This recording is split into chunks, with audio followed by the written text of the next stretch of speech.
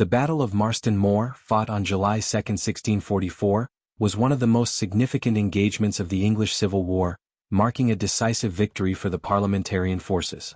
It took place near York in the north of England, and was a turning point in the struggle between the Royalists, led by King Charles I, and the parliamentarians who sought to limit royal power. Background and context. By 1644, the war had become a prolonged and intense conflict, with both sides striving for control of England. The Royalists had experienced successes in the South and Midlands, but Parliament's forces, under commanders like the Earl of Essex and Sir Thomas Fairfax, had been steadily gaining ground. The North, and especially the city of York, remained a key Royalist stronghold. In the summer of 1644, the parliamentarians launched an ambitious campaign in the north to break Royalist control of the region. Led by Sir Thomas Fairfax and his father, the Lord Fairfax, the parliamentarian army, which included troops from the New Model Army, sought to confront the Royalist forces under Prince Rupert of the Rhine and King Charles I's commanders. The two sides converged near Marston Moor, just outside of York, where the battle would unfold. The battle. The Royalist army, numbering about 18,000, was commanded by Prince Rupert and Sir William Vavasour, while the parliamentarians mustered a force of around 27,000 men, led by Sir Thomas Fairfax and Oliver Cromwell, who played a pivotal role in the parliamentarian victory.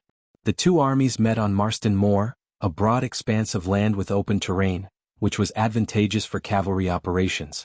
The battle began with a series of skirmishes between the two forces. The Royalists had a strong cavalry force, led by Prince Rupert, who was renowned for his aggressive tactics and swift cavalry charges. However, the parliamentarians, particularly the New Model Army, which included experienced and disciplined infantry and cavalry, proved to be a more effective fighting force. In the initial stages, Prince Rupert's cavalry managed to break through the parliamentarian lines, but his forces became overextended, and he failed to follow up on his success. The parliamentarians, particularly Cromwell's cavalry, turned the tide by launching a counterattack. Cromwell's disciplined Ironsides, a cavalry force known for its discipline and effectiveness, struck decisively, overwhelming the Royalist cavalry and forcing them into retreat. Meanwhile, parliamentarian infantry, commanded by Sir Thomas Fairfax, managed to hold their ground against Royalist forces. With the Royalist cavalry routed and the infantry unable to recover, the Royalists were decisively defeated. Prince Rupert and his men were forced to retreat toward York, but the parliamentarians had gained a resounding victory.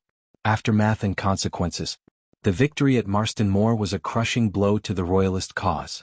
The parliamentarians killed or captured a significant portion of the Royalist army, and they gained control of the critical northern region, including York, which was abandoned by the Royalists. The defeat of the Royalists at Marston Moor significantly weakened King Charles I's position in the north and shifted the momentum in favor of the parliamentarians. The battle also marked the rise of Oliver Cromwell as a prominent military leader. His leadership of the New Model Army was a key factor in the victory, and he would go on to play an even more central role in the parliamentarian cause throughout the rest of the war. The success at Marston Moor boosted parliamentarian morale and gave them a much-needed victory after several earlier setbacks. For the Royalists, the loss at Marston Moor meant the collapse of their northern defense and the loss of vital manpower.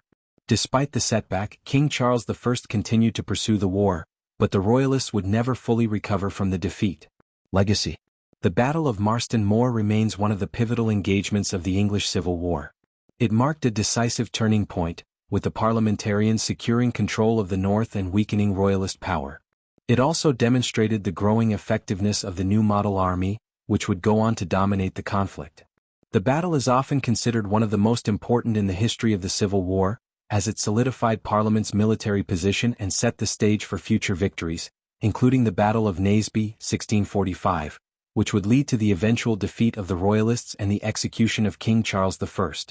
The victory at Marston Moor also contributed to the eventual rise of Cromwell as one of England's most influential leaders.